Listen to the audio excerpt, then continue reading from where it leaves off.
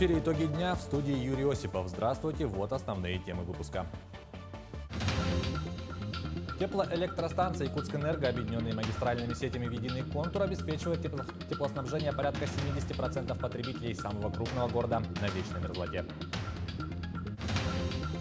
В селе Иенгра Нерюнгринского района в рамках реализации очередного этапа программы переселения граждан введен в эксплуатацию жилой комплекс из нескольких многоквартирных домов. Инспекторы МЧС проверили, насколько качественная продукция продается в точках реализации салютов, соблюдаются ли правила хранения и правила пожарной безопасности.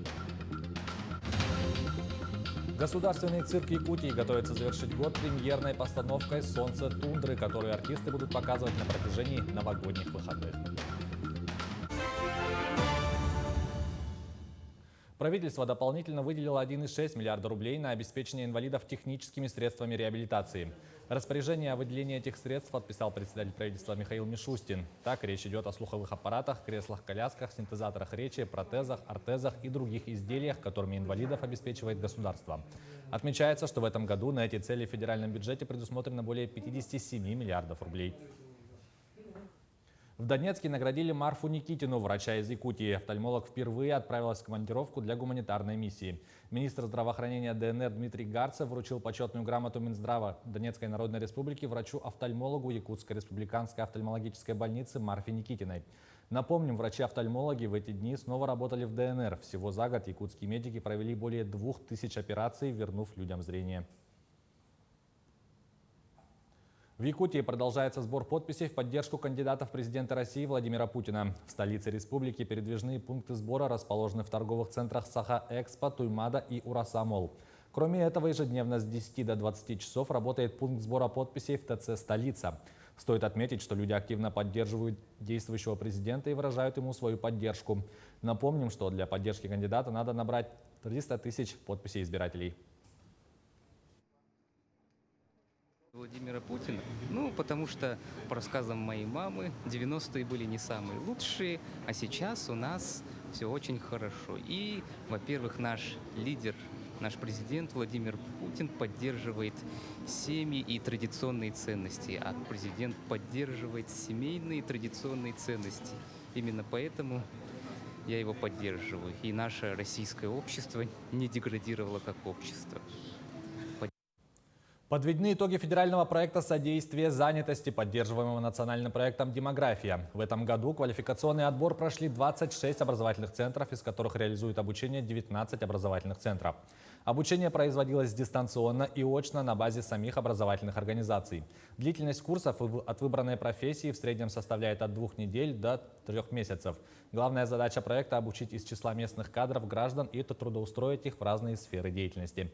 Отмечается, что активнее всего получить новую профессию стремятся граждане в возрасте от 50 лет и старше, потом мамы, находящиеся в отпуске по уходу за ребенком, и женщины, имеющие детей дошкольного возраста.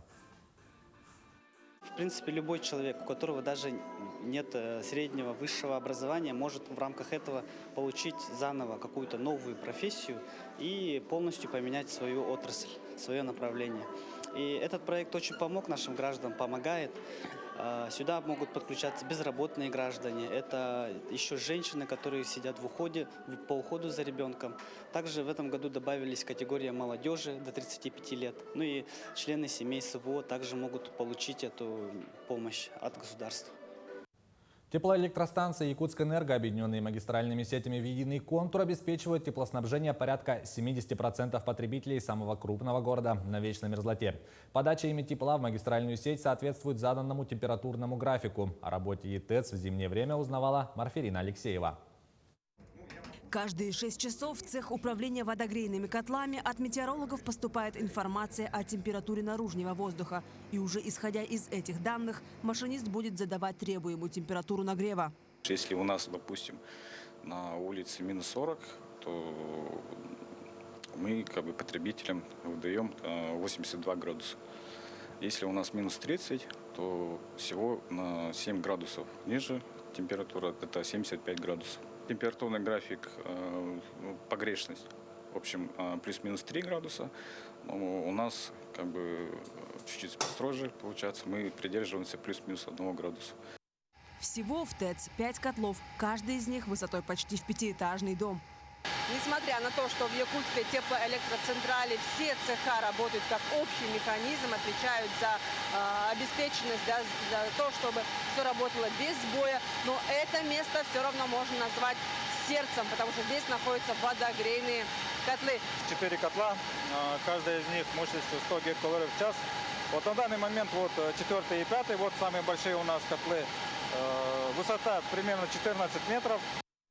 На температуру внутри дома, помимо качественной работы ТЭЦ, влияет ряд факторов. Состояние ограждающих конструкций здания, температура внутри подъезда, коэффициент теплоотдачи радиаторов, отопления и даже погодные условия. В текущем году есть обращение жильцов, которые склоняются к тому, что Якутскэнерго экономит.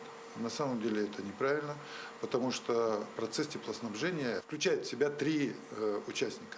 Неизбежно жилец должен, во-первых, сам оценить свою деятельность по подготовке квартиры к зиме, должен обратиться в управляющую компанию, а далее уже мы включаемся в эту работу и, естественно, принимаем все меры для того, чтобы наша миссия была выполнена в полном объеме и с необходимым качеством. В столице ежегодно строятся новые микрорайоны. И для увеличения мощности магистральных сетей ведется замена труб меньшего диаметра на больший. Реконструируемый объект разделен на 8 участков. Вводится в эксплуатацию поэтапно. Это было рассчитано для качественного теплоснабжения объекта онкологический центр. По нашей части, по части теплоснабжения, там уже мы теплоподачу уже дали. Планируются большие стройки. Много кто знает, что хотят построить микрорайон спортивный. Это квартал 2Б. Сейчас даже я у знакомых спрашивал. Встречалось такое, что у кого-то имеется гараж в том районе. Гараж стал намного теплее. А несмотря на то, что они такие старые, что имеются там, присутствуют мостики холода. Окончить реконструкцию полностью планируется в 2028 году. В зимнее время на станциях установлен особый контроль работы оборудования. Увеличено количество обходов, осмотров. Также постоянно контролируется циркуляция технической воды через резервное оборудование. Марферина Алексеева, Иван Царкаумов, Якутск. Программа переселения граждан из аварийного жилья реализуется в Якутии с 2019 года по всем муниципальным районам. В селе Иенгра Нерюнгринского района в рамках реализации очередного этапа этой программы введен в эксплуатацию жилой комплекс из нескольких многоквартирных домов. На торжественном вручении новоселам ключей от квартир побывала наша съемочная группа. Новоселье – это всегда большой праздник для каждого человека, для каждой семьи. И вдвойне приятно, когда новоселье происходит под Новый год. Сегодня в Иенгре 39 семей получили ключи от новеньких квартир нового жилого комплекса. И уже в ближайшие дни переедут сюда и встретят Новый год на новом месте. Всего в Иенгре до конца этого года новоселами станет 51 семья. А в первой декаде января готовится к сдаче еще один многоквартирный дом. И еще 53 семьи переедут в комфортные и, главное, теплые квартиры. Эти дома строятся в рамках федеральной программы переселения из ветхого аварийного жилья.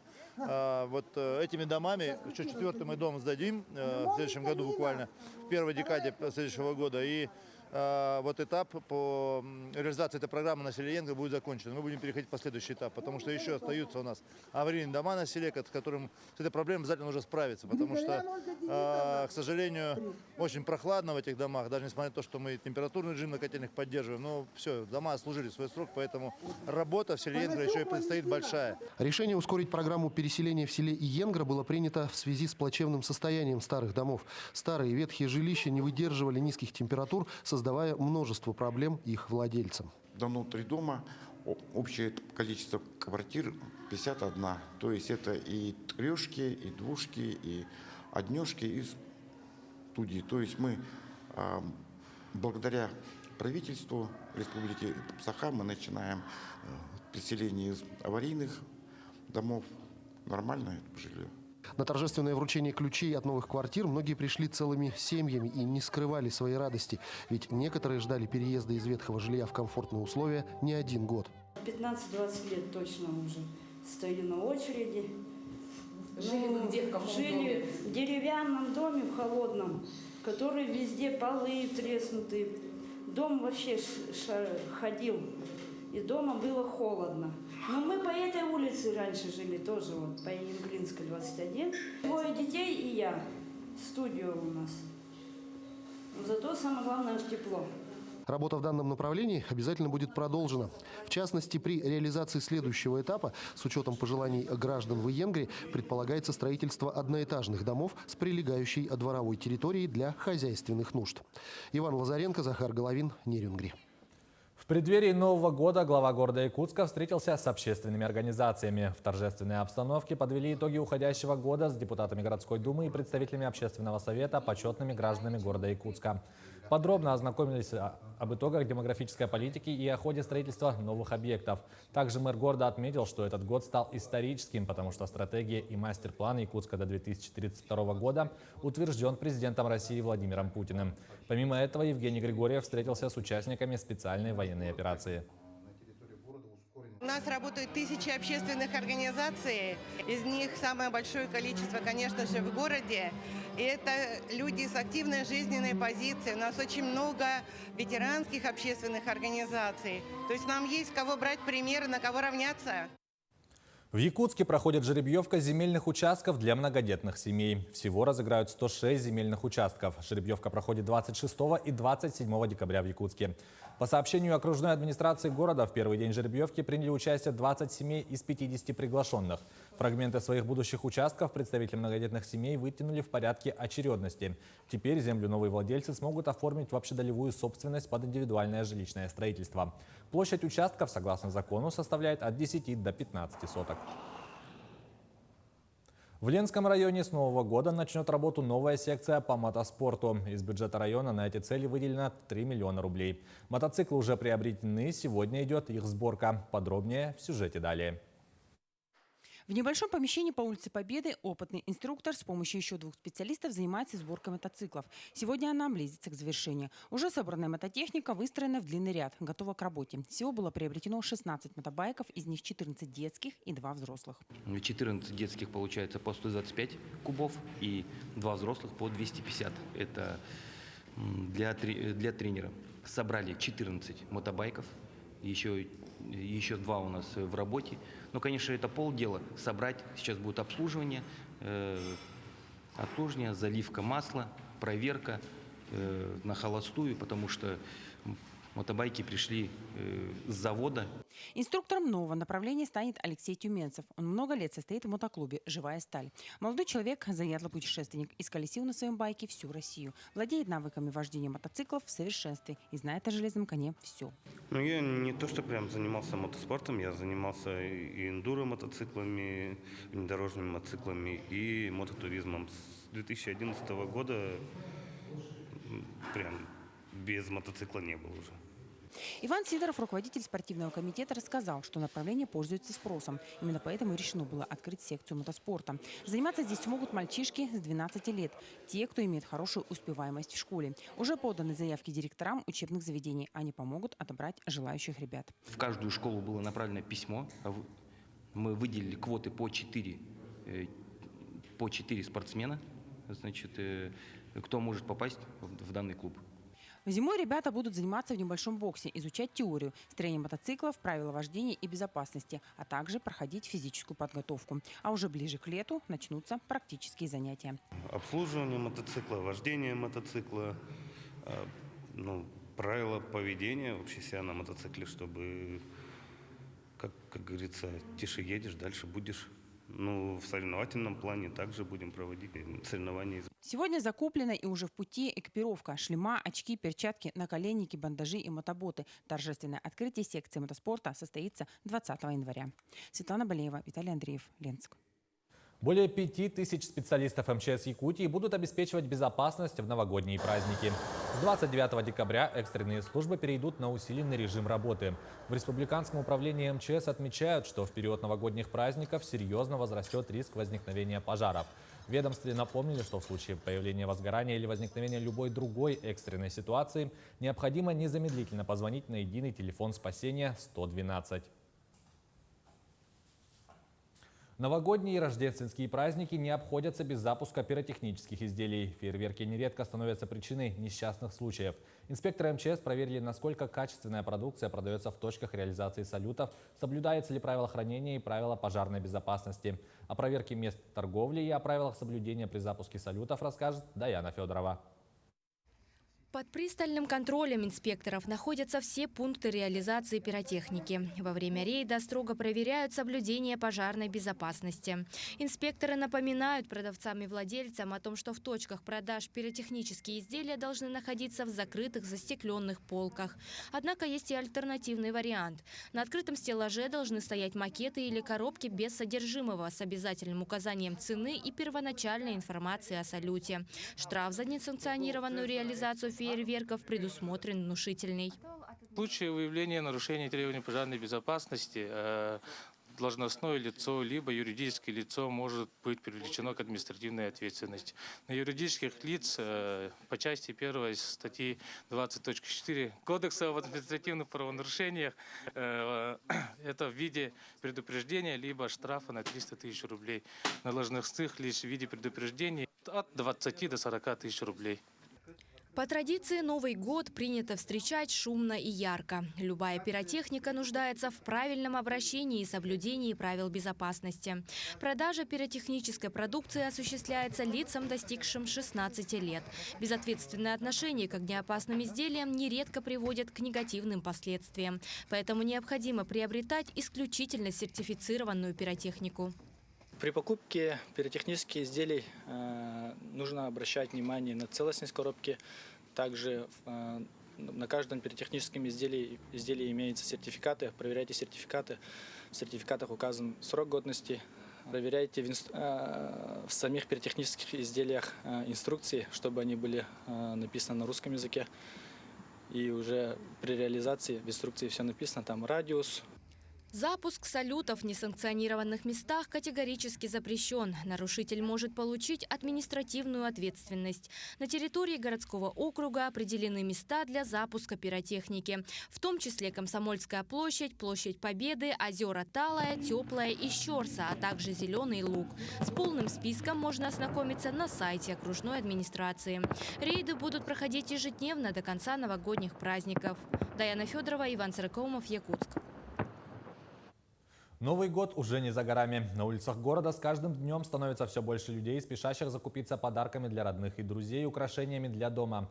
Также стремятся приобрести символ предстоящего праздника. Какие же ели предпочитают горожане и как обстоят дела с ценами на них, узнаем в следующем сюжете.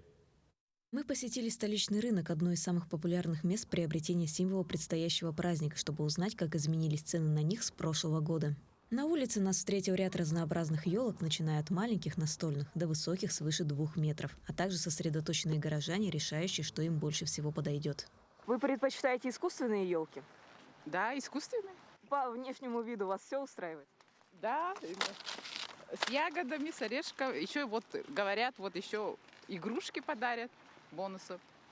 И также. А это сколько вот длина? Длина? 2,5, да? Ну, почти 3 метра. Нормально. Ага. Цены на искусственные елки варьируются в зависимости от высоты и материала, из которого они изготовлены. Полностью литые, максимально похожи на натуральные, дороже. Сочетание ПВХ и литой хвои дешевле. Дополнительные элементы, как встроенная гирлянда, эффект заснеженного дерева, на цену не влияют. Примерно 2,80 метра, 13 тысяч, 2,10, 17, 2,40, 22 тысячи. А на какой товар идет наибольший спрос? Ну, литые идут. И какой высотой? Ну, 1,80 и 2,10 самый ходовой идет. Плюс бонус идет, игрушечный подарок идет при покупке. На рынке покупатели могут также поторговаться и снизить цену на 500, а то и на 2000 рублей. В целом искусственные елки по сравнению с прошлым годом подорожали. В 2022 году чек одной покупки искусственной елки составлял 3991 рубль. Согласно данным экспертов, средняя стоимость в этом сезоне по стране выросла на 11,5%. Марина Захарова, Григорий Хлопков, Якутск.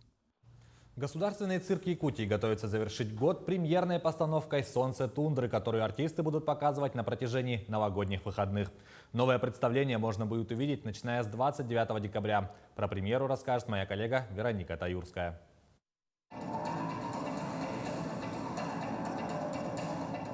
Сюжет постановки основан на том, что глава семьи ушел на охоту, а дети вместо того, чтобы помогать маме, только играли. Во время непогоды злая пурга забирает маму с собой, и детям предстоит пройти испытание, чтобы освободить ее. Постановка состоит из более чем 20 номеров и поделена на 2 отделения. Представление основано по мотивам сказок коренных малочисленных народов Севера. Я к новогодним представлениям готовлюсь заранее. Вот когда во время отпуска, когда мы отдыхаем, я уже начинаю там материалы собирать, читать книги. И сначала вот набираю материал, смотрю в ютубах, смотрю разные спектакли, цирковые представления. И потом вот только после этого как бы выбираю книгу и работаю над этим. В постановке принимают участие не только артисты самого северного цирка, но и приглашенные эквилибристы из Москвы. Как отметил руководитель группы Владимир Плотников, они впервые сотрудничают с якутским цирком. Группа привезла номера, которые показывала в других странах. Мы будем показывать 3 номера. Это, соответственно, наш основной, где задействованы все артисты. Это воздушный эквилибр. Нас 5 человек, 2 мальчика, 3 девочки. И у нас также будут 2 соло-номера. Это «Жонглер на шаре», это моя жена, и «Колесо Сиры», это жена моего партнера. Номер, он существует давно, еще с советских времен. Его Петлицкий придумал, вот наш основной номер. Еще одними приглашенными артистами цирка стали Фарида Ширбакиева и Тамерлан Куанышкали. Дуэт из Алматы покажет несколько своих коронных номеров. Один из них состоит из акробатических элементов во время катания на роликах. Наш номер «Акробаты на роликах» создался в прошлом году. Вот.